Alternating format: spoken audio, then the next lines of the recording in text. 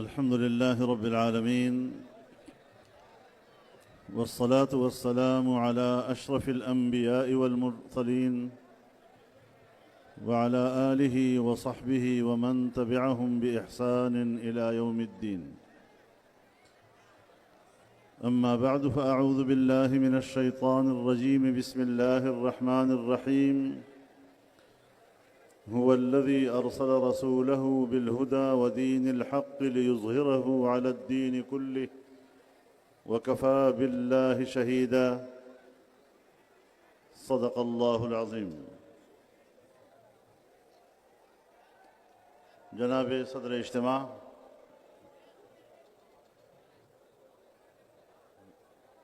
اکابر علماء کرام،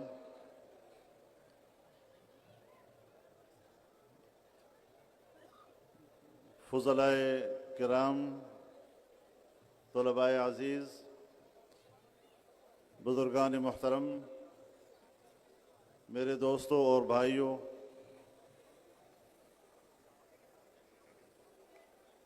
صوبہ سندھ کی جماعت نے کراچی کے مختلف اضلاع کے دینی مدارس کے فضلاء کو آج یہاں جمع کیا ہے اور ان کے سروں پر دستار فضیلت. یہ آواز نہیں جا رہی کیوں بھائی؟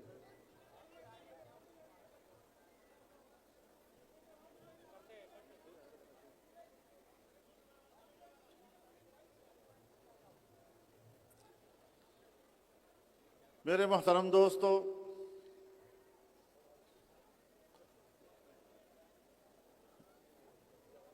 ایک تاثر پھیلایا جا رہا ہے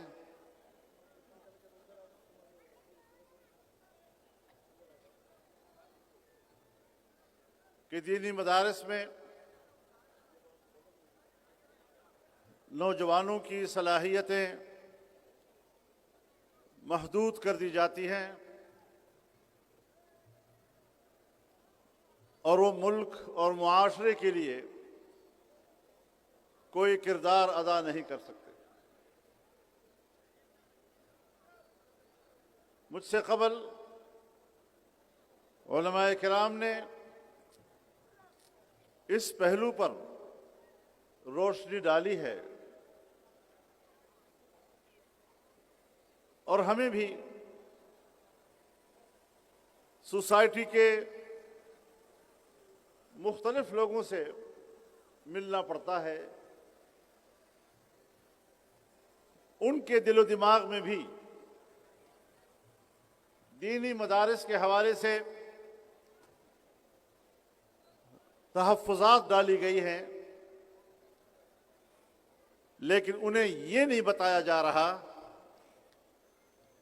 کہ دینی مدرسہ کیوں وجود میں آیا تھا، اس کا پس منظر کیا ہے. 1857 سے پہلے بر صغیر میں اس نوعیت کا مدرسہ نہیں تھا، اور آج بھی بر صغیر سے باہر اس طرح کی دینی جامعات اور مدارس نہیں ہیں. تو یہ سوال ان سے پوچھا جائے کہ بر صغیر میں اس طرح کا دینی مدرسہ کیوں وجود میں آیا؟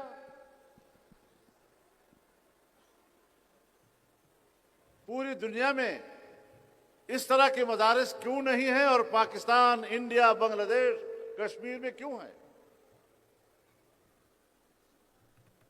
ظاہر ہے کہ انگریز کی نگرانی میں جب علی گڑھ میں مدرسہ کھولا گیا، اسکول کھولا گیا، تو انگریز حکمران نے اس کے نصاب میں تبدیلی کی اور ہندوستان کی تاریخ میں پہلی مرتبہ ایک ایسا مدرسہ انگریز سرکار کی نگرانی میں وجود میں آیا کہ جس کے نصاب سے قرآن کے علوم نکال دیے گئے، جس کے نصاب سے حدیث کا عنوان نکال دیا گیا، جس کے نصاب سے فقہ خارج کر دیا گیا، اور جس کے نصاب سے فارسی زبان نکال دی گئی، کیونکہ فارسی بر صغیر کی سرکاری زبان تھی، تاکہ آنے والی نسلیں اتنا تو سمجھ سکیں کہ ہم مسلمان ہیں، لیکن اس کو اپنے دین کے بارے میں کچھ بھی علم نہ ہو۔ تو یہ بر صغیر کے علماء تھے جنہوں نے ان علوم کی حفاظت کا بیڑا اٹھایا اور دیوبند قصبے میں مدرسہ کھولا جن میں ان علوم کی حفاظت کی ذمہ داری لی گئی۔ مدرسے کے قیام کا سبب تم بنے ہو، قرآن و حدیث کی حفاظت کا مسئلہ تم نے اٹھایا، ہم نے تو رد عمل میں اس کے تحفظ کے لیے مدرسہ قائم کیا ہے۔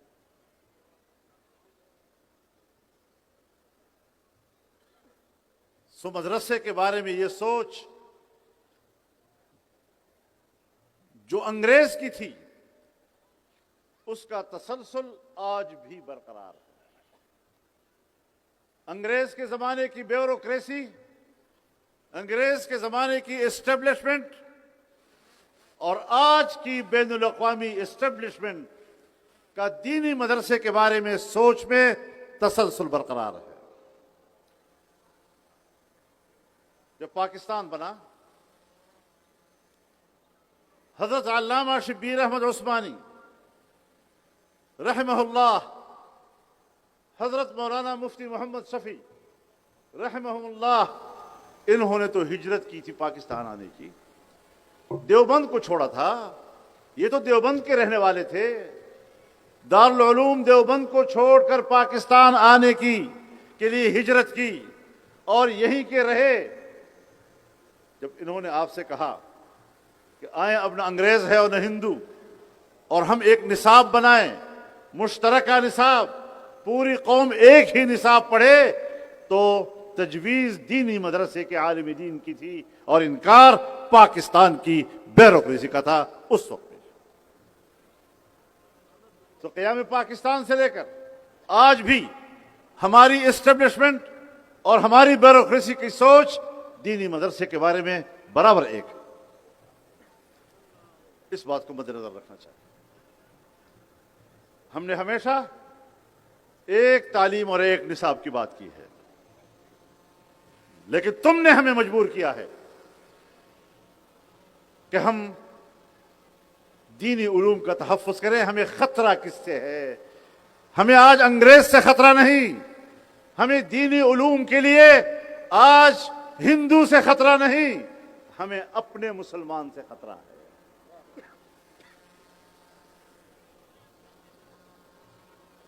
مجھے اپنی بیوروکریسی سے اور اپنی اسٹیبلشمنٹ سے خطرہ ہے، اس کا خنجر ہے میری گردن پر، جس محافظ نے میرے دشمن سے ڈال بننا تھا مجھے بچانے کے لیے، ڈھال بن کر مجھے بچانا تھا، جن کی حفاظت، ان کی ذمہ داری مجھے تحفظ دینے کی تھی، آج میرے محافظ نے اپنا خنجر میری گردن پہ رکھا ہوا ہے۔ اپنا احتساب کرو، میرے بارے میں مت سوچا کرو۔ نعرہ تکبیر، نعرہ تکبیر، جمعیت علماء اسلام، آپ کہیں مرد آباد، اور مدرسہ دشمن، مدرسہ کیا دشمن۔ بھائی مجھے بات کرنے دو، خدا کے لیے نعرے مت لگاؤ، ان نعروں میں تم نے بیڑا غرق کیا ہوا ہے، بات کو سمجھتے نہیں ہو اور نعرے پہ نعرے لگا رہے ہو۔ تو میرے محترم دوستو، ہمیں خطرہ اپنوں سے ہے، اپنے حکمرانوں سے ہے، اپنی بیوروکریسی سے ہے، اپنی اسٹیبلشمنٹ سے ہے، اپنے جاگیردار سے ہے، اپنے صنعتکار سے ہے، اپنے سرمایہ دار سے ہے، وہ آج بھی دینی مدرسوں کو بدنیتی کی نظر سے دیکھتے ہیں۔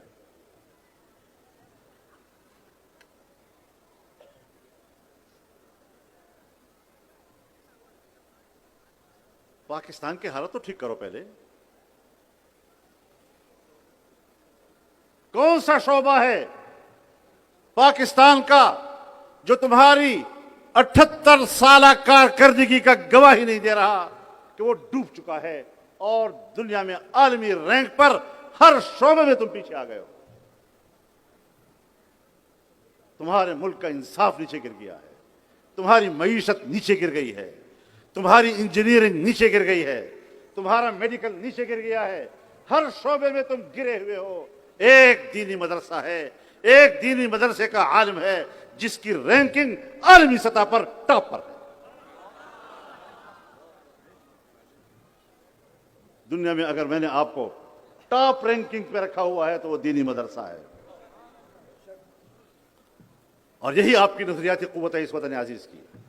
اگر نظریہ پاکستان کا نام کوئی عنقا نہیں ہے اور ایک زمینی حقیقت ہے تو نظریہ پاکستان کی تعبیر آج دنیا کے سامنے میرے دینی مدرسہ اور اس کا عالم دین۔ تم اپنے ملک کے نظریے کو تباہ کر رہے ہو۔ اگر میں پاکستان کی دفاع کو طاقتور دیکھنا چاہتا ہوں، اگر میں پاکستان کی فوجی قوت کو دفاعی اعتبار سے طاقتور دیکھنا چاہتا ہوں، تو پھر تم پاکستان کی اس نظریاتی قوت کو کیوں کمزور کر رہے ہو؟ تعاون دونوں طرف سے ہوتا ہے، معاونت باہم دیگر مدد کردن،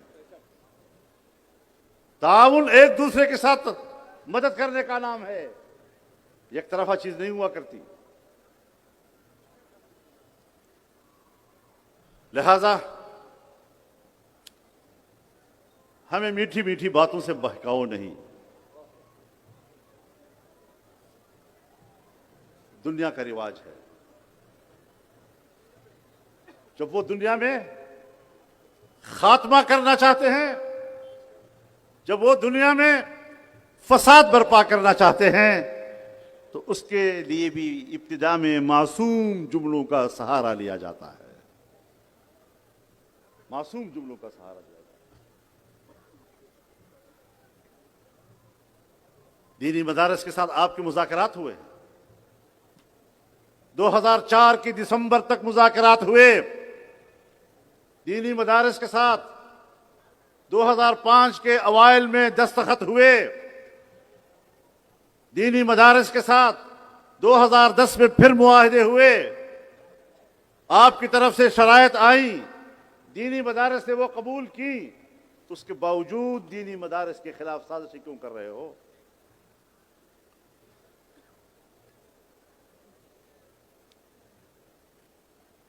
مانتا ہوں پاکستان میں این ڈی یو ہے، نیشنل ڈیفنس یونیورسٹی، ہمیں کوئی اعتراض نہیں، لیکن ہمارے مدارس کے اندر تم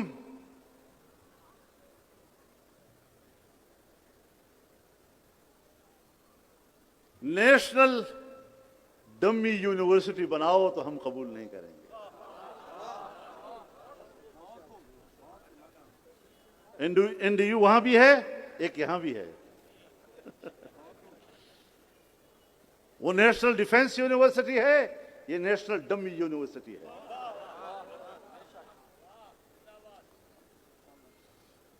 لیکن تکلیف ہوتی ہے جب میں ان کا تذکرہ کرتا ہوں۔ چھوٹے لوگوں کو بڑا کہنا پڑا ہے اکثر، ایسی تکلیف کئی بار سہی ہے میں نے۔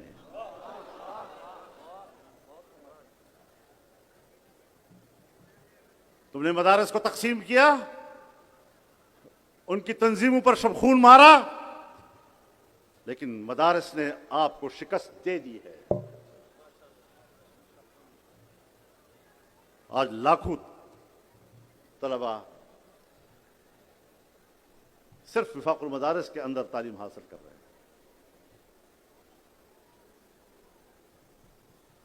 تو پھر ڈمی طور پر کہتے رہے جو بھی کوئی کرے اپنا کام کرے,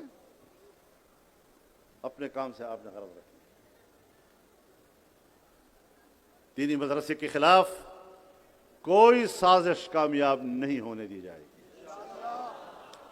ہاں سنجیدہ ہو, آؤ جو معاہدے ہوئے ہیں اس پر عمل کرو, لیکن اگر کوئی دینی مدرسہ آپ کے ہاتھ لگا ہے تو آج تم نے اس کا حشر نشر کر دیا ہے. پشاور کی اسلامیہ کالج یہ دارالعلوم الاسلامیہ کے نام سے قائم ہوا تھا. آج اس میں کوئی دارالعلوم الاسلامیہ کا تصور ہے؟ بہاولپور کا جامعہ عباسیہ جہاں مولانا شمس الحق افغانی رحمہ اللہ تعلیم دیتے تھے, جہاں مولانا مفتی حسن تعلیم دیا کرتے تھے, بریلوی مکتب فکر کے جید علماء کرام وہاں تعلیم دیتے تھے, آج کہاں ہے وہ جامعہ کہ جب تمہارے ہاتھ لگا تو کیا اس کی وہ حیثیت رہی؟ نام و نشان تک نہیں. تو پاکستان کی تاریخ میں جو بھی ادارہ آپ کے ہاتھ لگا ہے اس کی دینی علوم کی حیثیت ختم کر دی تم لوگوں نے. تو ہم کیسے آپ پہ اعتماد کریں؟ سلیقے سے آؤ, سنجیدگی سے آؤ, جو طے ہوا ہے اس پر عمل کرو, بسم اللہ. کیونکہ میں اپنے ایک سوچ رکھتا ہوں اور اب علماء کرام کے اس اجتماع کے سامنے میں رکھنا چاہتا ہوں کہ علم کی جو تقسیم ہے یہ کس نے پیدا کی ہے؟ اللہ رب العزت نے تو مطلقاً فرمایا ہے وَعَلَّمَ آدَمَ الْأَسْمَاءَ كُلَّهَا. حضرت آدم کو سب چیزوں کا علم دیا گیا, اور جب حضرت آدم کو سب چیزوں کا علم دیا گیا تو اس کا معنی یہ ہوا کہ بنی آدم کے اندر ہر چیز کا علم حاصل کرنے کی صلاحیت اور استعداد پیدا کر دی گئی. چنانچہ آج کی دنیا کے نئے ایجادات, نئے انکشافات, سائنسی ترقی, یہ سب کچھ اسی وَعَلَّمَ آدَمَ الْأَسْمَاءَ كُلَّهَا کا مظہر ہے. البتہ تمام علوم کے اندر کچھ امتیازات کی طرف اللہ نے اشارے کیے ہیں. الرحمن علم القرآن. اب قرآن ان کے علوم کو حاصل کرنا جو منبع ہے کائنات کے تمام علوم کا, تمام نظام ہے حکومت, شریعت, سیاست, سارے علوم کا مجموعہ قرآن کریم ہے. سائنسی علوم کا خزینہ قرآن کریم ہے. انبیاء کرام کو یہ علوم دیے گئے اور ان علوم کے کامیاب مظاہرے انبیاء کرام کے ہاتھوں سے ظاہر ہوئے. ہم تو علم کی تقسیم کے قائل ہی نہیں ہیں, لیکن اگر آپ پہ اعتماد کریں اور آپ کے حوالے کریں تو نہ قرآن رہے گا, نہ حدیث رہے گی, نہ فقہ رہے گا, نہ دین رہے گا. آج بھی حکمرانوں کے زیر سایہ اور بین الاقوامی اسٹیبلشمنٹ کی خواہش کے مطابق ایسے اسکالر آئے دن میڈیا پر ان کا پرچار ہوتا ہے کہ وہ شریعت کی وہ تعبیر کریں جو مغرب کے لیے قابل قبول ہو. کرتے رہیں, مدارس کے مقابلے میں وہ ناکام. عام مسلمان اس کی تشریحات کو قبول نہیں کر رہا. بٹھا لو اپنے سامنے 10 15 20 آدمیوں کو کہ میں کوئی نیا فلسفہ دے رہا ہوں, شریعت کی کوئی نئی تعبیر اور نیا تعارف کروا رہا ہوں جو پچھلے لوگوں کو معلوم نہیں تھی اور آج ہم پر انکشاف ہو گیا ہے. لیکن بہرحال اعتماد مدارس کے. اور پھر میرے مدرسے کا طالب علم وہ کالج میں پڑھتا ہے, وہ بورڈ کا امتحان دیتا ہے, تم بتاؤ تمہارے کالجز اور یونیورسٹی میں پڑھے ہوئے لوگ وہ کتنے ہیں دینی مدارس میں پڑھنے والے؟ تقابلی جائزہ تو لے لو. اور جس شرح کے ساتھ میرے مدرسے کا طالب علم بورڈ کا امتحان دیتا ہے، کالج اور یونیورسٹی کا امتحان دیتا ہے، تو پھر اس نے صرف امتحان نہیں دیا، اس نے اس ٹیلنٹ کو دنیا میں متعارف کرایا ہے کہ 3 سال مسلسل میرے طالب علم کے بچے نے آپ کے بورڈ کو ٹاپ کیا ہے۔ ذہانت بھی ہم آپ سے زیادہ ہے، لہذا یہ مسئلہ اس طرح نہیں ہے کہ آپ جیسے چاہیں اس طرح طے ہو جائے گا۔ 26ویں ترمیم کے ساتھ متصل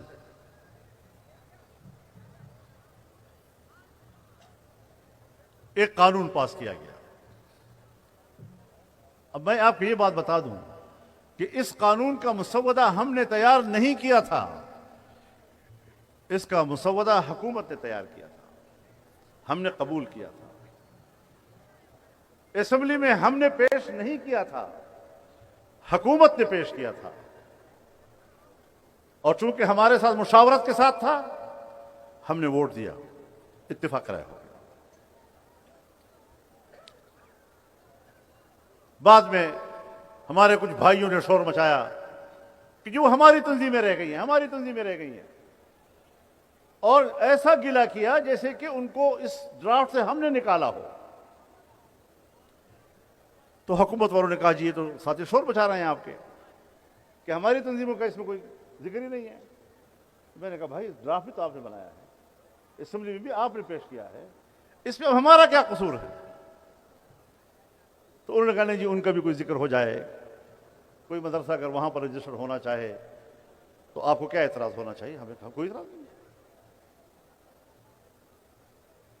اب قانون بنا ہے 1860 کی سوسائٹی ایکٹ کا، ہمارے اتحاد مدارس کے، تنظیمات اتحاد مدارس کے کو مد نظر رکھتے ہوئے، اور بعد میں پاس ہونے کے بعد جب ان کی شکایت آئی تو ان کو ضمناً شامل کیا گیا۔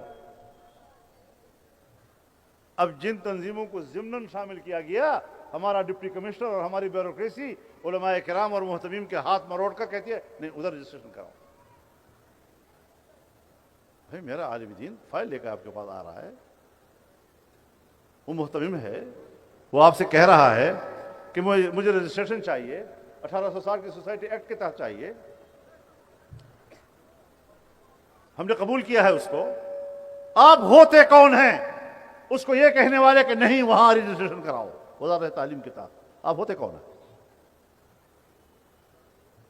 یہاں سے دینی علوم کی دشمنی تمہارے اندر سے اگلتی ہے، تمہاری بدنیتی یہاں سے ظاہر ہو رہی ہے۔ تم حکمران ہو، تم حکومت ہو، اپنے اندر کم از کم اتنی استعداد تو پیدا کرو کہ کوئی آپ پہ اعتماد کر سکے۔ دنیا بھر میں سب سے ناقابل اعتماد اگر دنیا میں کوئی رہ گیا ہے تو وہ ہماری بیوروکریسی اور ہماری اسٹیبلشمنٹ رہ گئی ہے۔ ہماری فوج کہتی ہے ہمیں سیاست میں نہ گھسیٹو، اب ہم آپ سے ہاتھ جوڑ کر کہتے ہیں اپنے علاقے میں چلے جاؤ واپس۔ ہم تو سیاست میں آپ کے آنے کے خلاف ہیں، آپ کی مداخلت کے خلاف ہیں، کیوں ہم آپ کو گھسیٹیں گے؟ ہم آپ کو اپنے محفوظ علاقوں میں لے جانے کے لیے، واپس جانے کے لیے تجویز دے رہے ہیں۔ سیاست میں ہم آپ کو گھسیٹیں؟ توبہ توبہ، ہم کیوں آپ کو گھسیٹیں گے؟ کیا ہو گیا ہمیں؟ ہم سے شکایت کرنے کی بجائے ذرا اپنے گریبان میں تو جھانک لیجئے۔ امریکہ پاکستان کے تقاضے پورے نہیں کر سکتا، آپ اپنے موقف پہ رہیں، آپ اپنی بات کریں، ہم آپ کے پشت پر ہوں گے نا۔ لیکن یہ اچھی بات نہیں ہے کہ دوسری دنیا کے ساتھ ہزار معاملات پر آپ کے تعلقات خراب ہوں لیکن دوستی رکھنے کے لیے صرف مدرسہ دشمنی اس کو استعمال کرنا پڑے گا۔ میرے مدرسے کے دشمنی کے نام پر اپنے سروں پر ٹوپیاں نہ سجایا کرو۔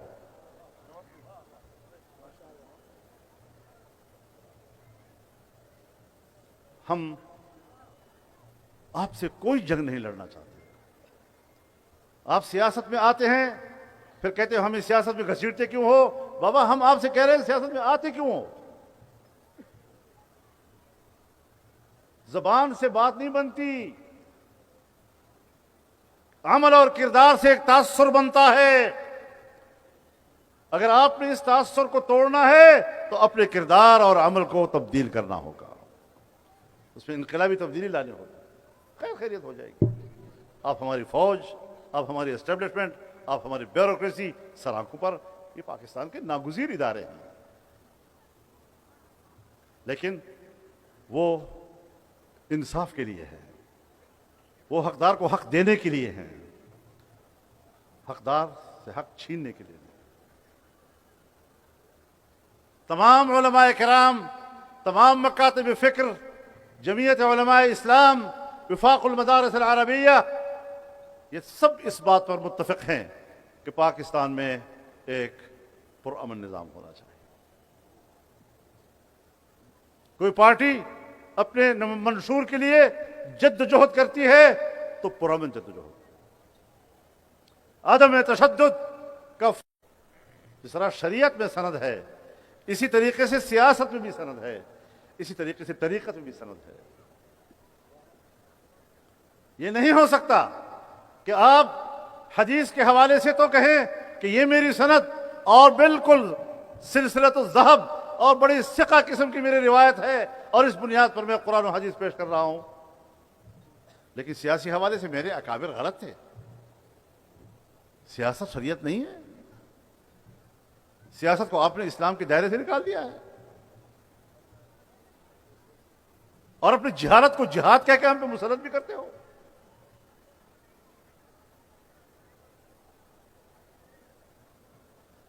سیاست انبیاء کا وظیفہ ہے۔ جناب رسول اللہ صلی اللہ علیہ وسلم نے فرمایا، کانت بنو اسرائیل تسوسهم الانبیاء کلما ہلک نبی خلفہ آخر ولا نبی بعد وسیکون بعد خلفاء۔ بنی اسرائیل کی سیاست تو انبیاء کیا کرتے تھے، تو کیا معنی ہوا؟ یعنی بنی اسرائیل کی ملی اور قومی اور مملکتی زندگی کا تدبیر و انتظام انبیاء کرام کیا کرتے تھے۔ سیاست القیام بالشیء بما یصلحہ، کسی چیز کا اس طرح وجود پذیر ہونا جو اصلاح کا ذریعہ بنے، اور ہمارے اکابر نے سیاست کو فروغ دیا ہے۔ جس طرح کہ اللہ رب العزت نے فرمایا، الیوم اکملت لکم دینکم، آج میں نے تمہارے لیے تمہارا دین مکمل کر دیا ہے، واتممت علیکم نعمتی، اور اپنی نعمت تم پر تمام کر دی ہے، ورضیت لکم الاسلام دینا، اور میں نے تمہارے لیے دین کو بطور نظام حیات کے پسند کر دیا۔ اب ہمارے حضرات ہیں، ہمارے اکابر ہیں، ہمارے اساتذہ ہیں جو اس کی تعبیر کرتے ہیں کہ اکمال دین باعتبار احکامات و تعلیمات کے ہے، احکامات و تعلیمات کے اعتبار سے دین مکمل ہے۔ وَأَتْمَمْتُ عَلَيْكُمْ نِعْمَتِي، اور اتمام نعمت اس کامل اور مکمل دین کے اقتدار کا نام ہے۔ کوئی چیز جب مطلق ذکر ہوتی ہو تو خارج میں اس کا فرض کامل مراد ہوتا ہے، تو نعمت کا فرض کامل وہ اس دین کامل کی حاکمیت ہے، اس کا اقتدار ہے، اور دین اسلام کو بطور نظام حیات کے اللہ نے پسند کیا۔ چنانچہ حضرت یوسف علیہ السلام کی قمیص جب ان کے والد حضرت یعقوب علیہ السلام کے پاس لائی گئی اور آپ نے چہرے پر ڈالی، فرتد بصیرا، اور آپ بینا ہوئے، تو پوچھا کہ یوسف کو کہاں چھوڑ آئے ہو؟ تو اس نے جواب میں کہا، ملک مصر، وہ تو مصر کا بادشاہ ہے، مصر کے بادشاہ کے طور پر چھوڑ کے آیا ہوں۔ پھر پوچھا، علی ای دین ترکتہ، ملک مصر علی ای دین ترکتہ، قال ترکتہ علی دین الاسلام، میں نے اسلام کو نافذ کرتے ہوئے دین اسلام پر ان کو چھوڑا ہے۔ تو حضرت یعقوب علیہ السلام نے فرمایا الآن تمت النعمہ، اب نعمت تمام ہو گئی، مکمل ہو گئی۔ اب یہ علوم آپ کے اور ہمارے نہیں تو کس کے ہیں؟ ہم نے سیاست ان کے حوالے کر دی کہ جن سے اگر پوچھا جائے کہ سیاست کس زبان کا لفظ ہے تو یہ بھی پتہ نہ ہو کہ سیاست کون سی زبان کا لفظ ہے۔ کیا یہاں پر ہم انبیاء کے وارث نہیں ہیں؟ العلماء ورثۃ الانبیاء، ان الانبیاء لم یورثوا دینارا ولا درہما بل ورثوا العلم۔